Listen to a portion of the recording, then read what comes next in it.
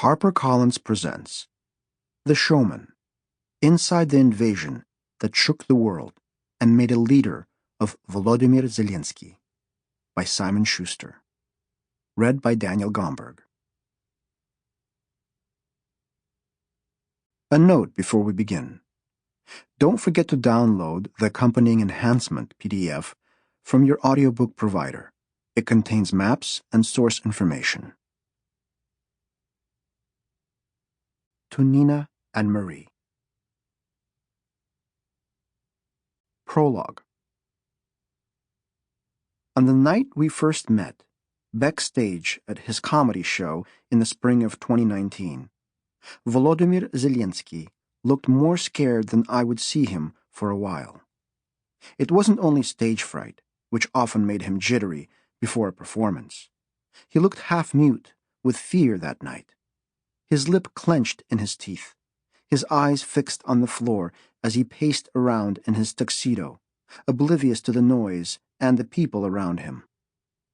His bid to become the president of Ukraine was about 3 months old at the time, and the premiere of his new variety show was set to begin in less than an hour.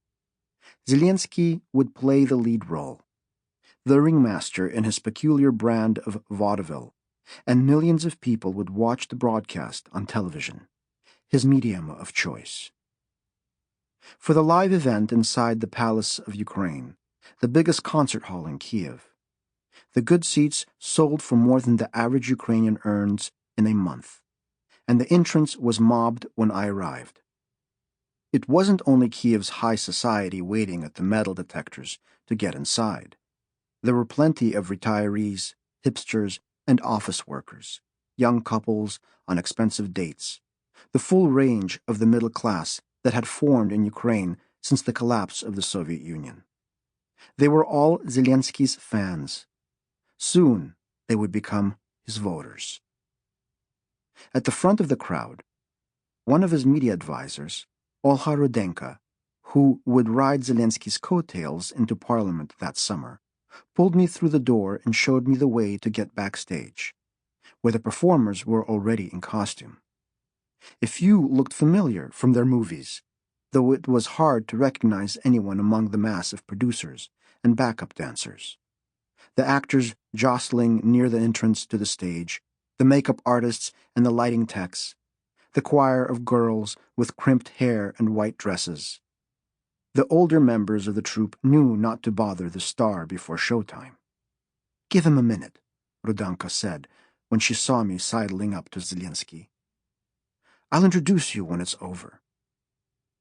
He had a lot on his mind, much more than the night's performance. Earlier that day, someone had called in a bomb threat at the theater. The anonymous voice on the line said the building was rigged with explosives that would detonate in the middle of the show. It sounded like a hoax, and Zelensky told his troupe not to panic. Most likely, he figured, it was an overzealous supporter of one of the other candidates in the presidential race trying to sabotage his big premiere. Even so, the law required the theater to take precautions, and a few police officers had come with a canine unit to sniff around the coat check and concession stands. They found nothing suspicious, but the cops still advised the theater to call off the show. That afternoon, Zelensky conferred with the venue's management, and they decided to carry on. They didn't even inform the concert-goers of the danger. More than 3,000 of them were in the hall by the time I got backstage, enough to start a stampede if Zelensky told them of the bomb threat. So he pretended everything was fine and allowed his audience to enjoy the act in ignorance. Even the performers were not all aware of the danger. Backstage during the show, they sat around on costume trunks between their sketches, eating takeout and raising toasts.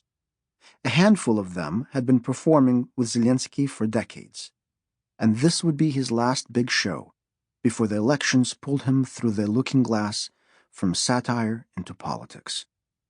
They knew he might never return, and they wondered whether he would take them along to the office of the president. "It's not that I want any job in particular," one of the comedians, Alexander Pikalov, said after pouring me a shot of Sample complete. Ready to continue?